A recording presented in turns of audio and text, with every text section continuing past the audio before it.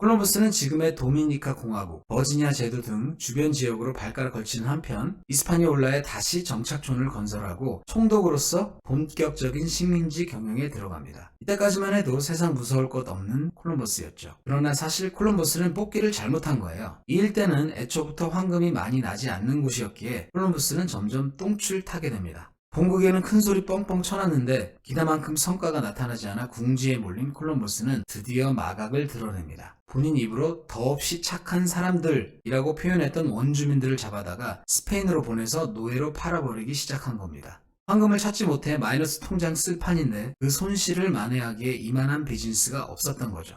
이때부터 정말 눈물 없이는 들을 수 없는 비극적인 원주민의 역사가 펼쳐집니다. 애초부터 게임이 안 됐던 원주민들은 제대로 저항도 해보지 못하고 어린아이, 여자 할 것 없이 스페인 군에게 무차별적으로 잡혀서 노예로 팔려갑니다. 그나마 노예로 팔려가지 않은 원주민들은 생지옥을 경험하게 되는데 정복자들은 이들을 잡아다가 매일매일 어떻게든 금을 캐오라고 할당량을 부여합니다. 할당량을 채우지 못할 경우 가차없이 손발을 잘라서 피를 흘리며 죽을 때까지 방치해버리죠. 아니 그냥 손바닥 몇 대 때리고 말지 손발을 잘라버리다니. 참 그놈의 금이 뭔지 정말 잔인하네요. 모험심과 신심이 가득했던 크리스토퍼 콜럼버스는 이렇게 점차 극악무도한 약탈자로 변해갑니다. 폭정을 펼치는 데 있어 부하들이나 스페인 정착민들도 예외는 없었습니다. 나중에는 스페인 정착민들조차 조금이라도 잘못하면 목을 매달거나 사지를 잘라버리는 광기를 부립니다. 적어도 이 점에서는 차별은 안 했네요. 결국 반발한 부하들 일부가 스페인으로 도망가서 콜럼버스 저작자 완전 사기꾼이라면서 다 까발립니다. 황금도시 따위는 없고 식민지는 개판 5분 전이라며 일러 바친 겁니다. 그러나 콜럼버스는 총독인데다가 워낙 본국과 멀리 떨어져 있었기 때문에 배째라 해버리죠.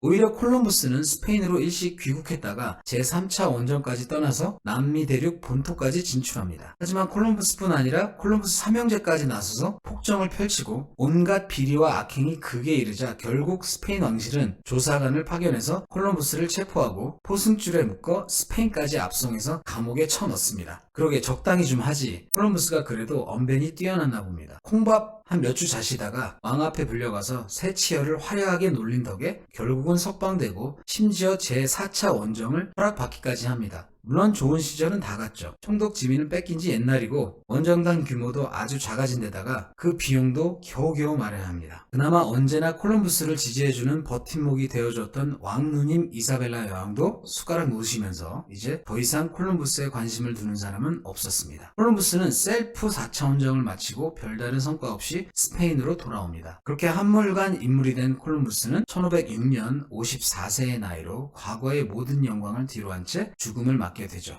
인류 역사를 뒤바꿔 놓은 사람치고는 뭔가 새드 엔딩이네요. 이게 되게 사무쳤는지 콜럼버스는 자신은 죽어도 스페인 땅은 밟지 않겠다고 유언을 남겼습니다. 콜럼버스의 유해는 남미 도미니카 공화국이니 쿠바니 카리브해 일대를 떠돌다가 결국은 스페인으로 돌아와 세비야 대성당에 묻혔는데요. 이게 콜럼버스 묘인데 특이하게도 이렇게 공중에 들려 있어요. 관을 메고 있는 네 사람은 에스파냐 왕국으로 통일되기 전에 있었던 4개의 기독교 왕국 나바라, 레온, 카스티아, 아르곤을 상징합니다. 스페인에 모시고는 싶고 유언은 따라야겠고 해서 이렇게 특이하게 공중에 띄워져 있는 걸 볼 수가 있습니다. 마지막 편으로 콜럼버스에 관한 비하인드 스토리를 짧게 들려드리겠습니다.